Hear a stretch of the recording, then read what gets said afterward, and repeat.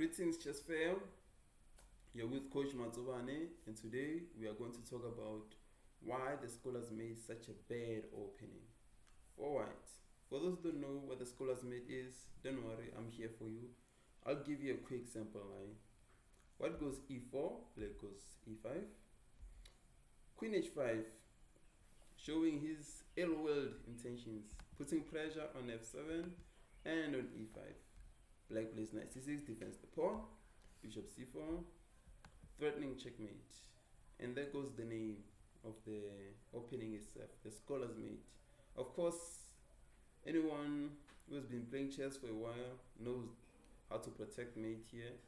There's checkmate. But for scholars who just started playing chess, they don't know. So they might play knight f6, thinking of attacking this queen, but it's GG. It's checkmate. Just like that. In 4 moves, the scholars made. So, but right after this, I'm going to show you how to punish it because it breaks opening principles. This is how it goes. When you go e4, e5, knight queen. Oh, I need to say knight f3 because that's the proper move. Queen h5, of course, attacking f7 and e5. We defend e5, f7 is not under any real threat right now. Bishop c4, threatening checkmate on the f7 square. You play g6, I think is the only valuable move. If you play something like queen e7, then your queen is just there and you're not sure if you want it to be there, it's blocking your bishop. So playing g6 is just better. Queen f3, knight f3, of course, blocking, the attack on f7 with the knight and also developing at the same time. No, I should probably say this, in the opening, you're not supposed to develop your queen early. And you will see why. I'm going to show you right now. Knight c3, g6, he attacks the queen runs away, So now the queen is under, has to watch out for something like knight d4, he's wasting more time. And that's why he plays knight e2. It's not only about losing time, but the queen is also taking up space for the minor pieces because the knight obviously belongs here on f3, so you can put pressure on e5, but it has to develop to an inferior move where you'll probably have to go to maybe g3, but g3, g6 and h5 are covered. It's just an inferior move, I would say. So black just continue developing. Of course, you play bishop to g7 and not bishop to c5. But that's what we normally want to play. We're going to play the bishop to c5 normally. But the problem is that we push g6. Therefore, these squares are a bit weak. They're not protected. See, when the pawn on g6 was here on g7, it was covering this square, and it was here, so there were no weak dash squares. But since you moved it to g6, there are weak dash squares here, so it's better to play your bishop here and still keep those squares protected, and the bishop will add protection to your king. So this is the best move for those reasons. Now from here, you castle, it develops. You just develop your pawn to d6, getting ready to develop your bishop on c8. And here in this position, as you can realize, black has more pieces developed than white. Because now it's black to move and he can simply develop his bishop if he so wishes.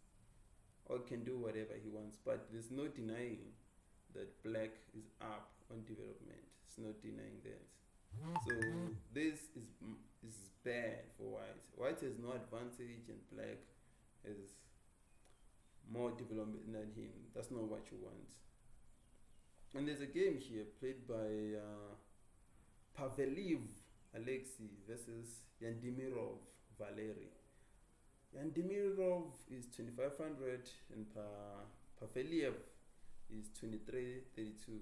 So probably IM versus GM. So the IM tried this stuff. So the boy played, the GM played h6, of course, trying to stop bishop to g5.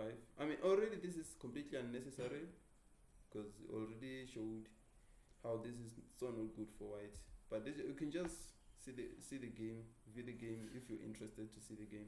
So a3, king h7, h3, bishop e6. I guess he wants him to take, so that you can take with the pawn and open the f file, to put pressure on white's king side. Where's bishop e6, knight e2, knight e2. Interesting. What does he want to do? Probably wants to take on c4.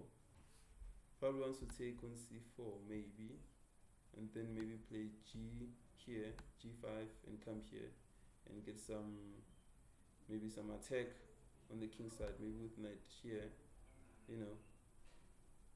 Possible things to do. But anyway, he took 6 d4. Was trying to take advantage of the move black made by playing knight e7, but the knight just comes back, still protects e5. Of course, the like we said, the f5 is open. Takes, puts pressure. I mean, this is what happens when you lag behind development, man. Things are gonna get bad. They just see through g5, of course, stopping f4, rook e, probably rook f. I don't know why a6 was so necessary.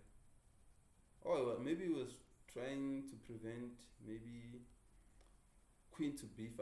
Yeah, he was trying to prevent the queen from coming to b5 and threatening to exchange and threatening the pawn on b7. That's probably the reason why, because the e4 pawn is now protected by the rook on e1. So a6, that was necessary. That's why it's a GM. He sees the small things. Okay, king to g2, rook f7, queen to d3. So obviously the boy, or the IM, is threatening f4. He wants to play f4, so that when you take, he takes. If the queen takes, he'll have e5, check on the king, and the pawn here will take the knight. And the guy just played rook f8, rook a to f8, f4 takes, but the guy saw everything. He's just gonna move his king and check. The king is unsafe. Black's pieces are too active, and white's king is too weak. Rook g3 is GG no matter what you do. If you play queen to f1, protecting h3, this hangs. If you play here, protecting h3, well, the queen hangs. So that was GG. Hope you had a good time. If you found value in this video, please like and subscribe. I'll see you soon. Peace.